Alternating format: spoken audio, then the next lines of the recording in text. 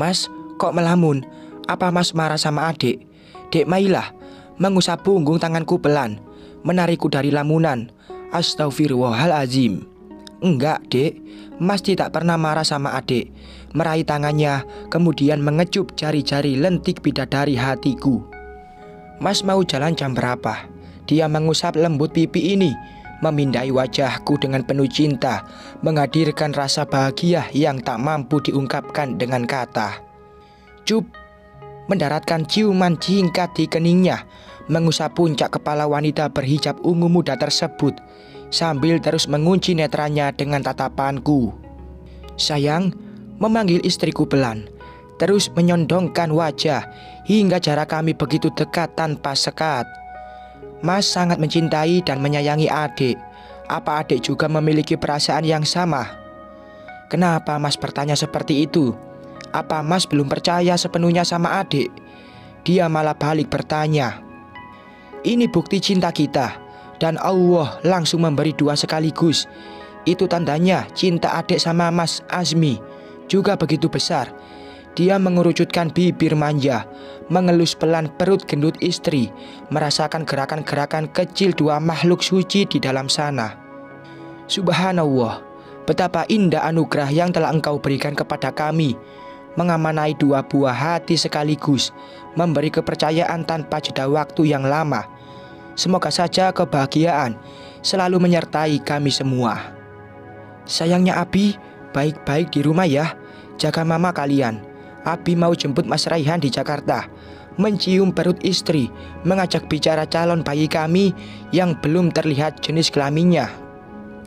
Abi juga hati-hati di jalan ya, jangan ngebut-ngebut bawa mobilnya. Dedek kembar sama mama pasti akan sangat merindukan Abi. Dek Maila menimpali. Aku lihat kedua mata wanita berkulit bersih itu sudah dipenuhi kaca-kaca. Jangan menangis. Mas tidak sanggup melihat air mata yang menitik dari sudut mata adik. Aku menangis terharu. Mas, dia duduk bersandar, melingkarkan tangan di pinggangku dan membenamkan wajah di dada. Momen seperti inilah yang membuat aku selalu merindukan dia. Tidak bisa berpisah dengan jarak waktu yang lama. Apalagi selama mengandung, Dek Maila memang tidak pernah bisa tidur kalau tidak aku peluk.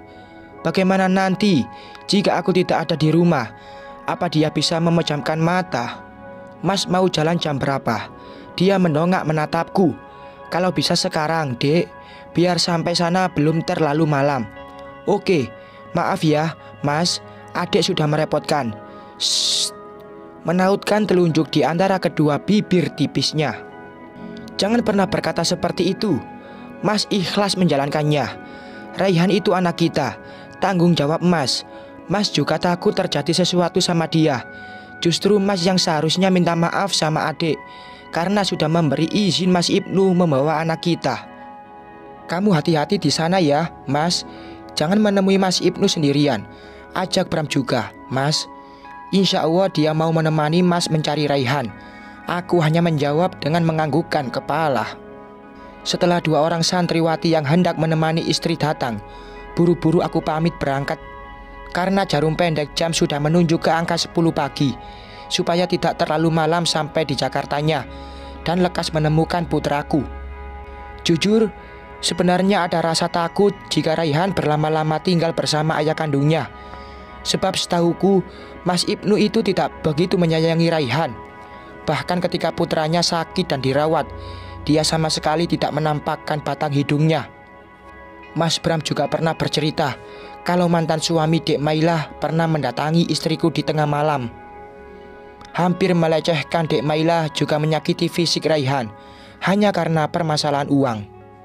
Abi berangkat ya sayang, hati-hati di rumah sakit. Kalau Mas Raihan sudah ketemu, Abi langsung pulang. Mencium perut Dek Mailah berkali-kali, kemudian mengecup puncak kepala istri tercintaku. Berat sekali rasanya meninggalkan istri yang sedang terbaring sakit. Tetapi kewajibanku melindungi anak juga mengharuskan untuk pergi. Tidak ingin menjadi ayah yang lalai, menjaga amanah yang sudah Allah berikan. Hati-hati sayang, Dek Mailah semakin mempererat dekapannya. Aku mengulas senyum bahagia. Sepertinya dia memiliki perasaan yang sama seperti diriku. tidak ingin berjauh-jauhan, walau hanya sementara waktu. Terima kasih, ya Allah, karena sudah melengkapi hidupku dengan istri salehah seperti Dek Mailah. Bahkan demi menjaga perasaan suami yang suka terbakar cemburu, wanita berwajah cantik itu sampai rela tidak menggunakan telepon pintar selama berbulan-bulan, hanya demi menghindari Mas Abraham yang hampir setiap hari berkirim pesan kepadanya. Berjalan menyusuri koridor rumah sakit, menoleh sekali lagi ke arah pintu kamar istri, mengambil napas berat, merasa sedih harus berpisah dengan sang kekasih hati. Semoga Allah senantiasa melindungi kamu dan calon anak kita, Dek. Berujar sendiri dalam hati, meyakinkan diri bahwa ada Tuhan yang selalu menjaga anak juga istriku. Bismillah, semoga saja perjalananku ke Jakarta lancar tanpa hambatan, dan Mas Ibnu tidak mempersulit ketika aku mengajak Raihan kembali ke Tegal. Deru mesin kendaraan membawaku menjauh dari halaman rumah sakit. Kulajukan mobil dengan kecepatan rata-rata, memasuki pintu tol Brebes Timur, membelah jalan tol Cipali.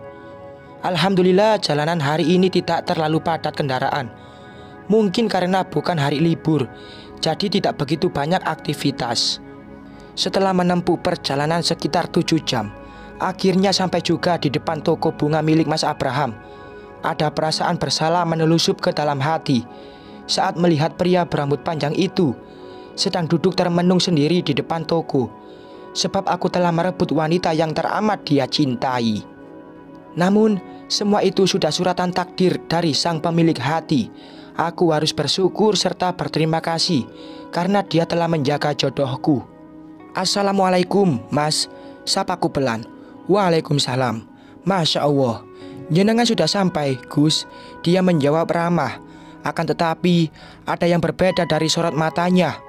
Aku lihat ada luka begitu dalam di dasar sana. Dari sana jam berapa, Gus? Bagaimana kabar Mailah? Kangen saya sama anak itu. Astagfirullah. Rasa cemburu kembali menyayat-nyayat kalbu. Kenapa Mas Abraham tetap saja tidak bisa melupakan Dek Mailah?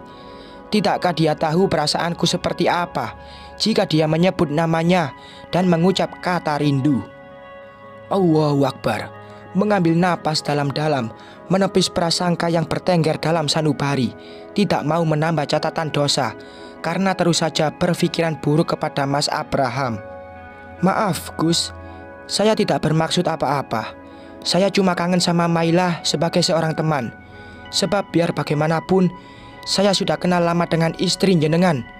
Akunya lagi, aku berusaha mengulas senyum, meskipun bibir ini terasa kaku, tidak mau menunjukkan rasa cemburu yang terlalu berlebihan di depan dia. Iya, Mas, saya paham. Dek Mailah sedang kurang sehat. Dia sedang dirawat karena mengalami. Tapi alhamdulillah semuanya sudah baik-baik saja. Cuma dokter menyarankan supaya Dek Mailah istirahat total dan tidak boleh banyak bergerak, menerangkan keadaan istri saat ini. Selamat ya, Gus. Jenengan tokcer, langsung jadi, kembar pula. Mas Abraham tertawa, walaupun pendar di wajahnya tidak bisa menutupi sejuta luka yang menganga. Maafkan saya, Mas Abraham. Alhamdulillah, Mas. Saya doakan semoga Mas Bram juga segera mendapatkan jodoh wanita yang salehah. Amin. Ya sudah, sebentar lagi maghrib. Jenengan bermalam di rumah saya saja, tidak usah menyewa kamar hotel. Nanti merepotkan, Mas. Tidak sama sekali, Gus. Saya malah senang jika jenengan berkenan mampir. Sekali lagi mengulas senyum tipis. Mau menolak tawarannya, takut justru menyinggung perasaan pria itu. Ya wis, sini kunci mobil jenengan. Biar saya saja yang mengemudi. Soalnya jenengan kelihatannya sudah kelelahan.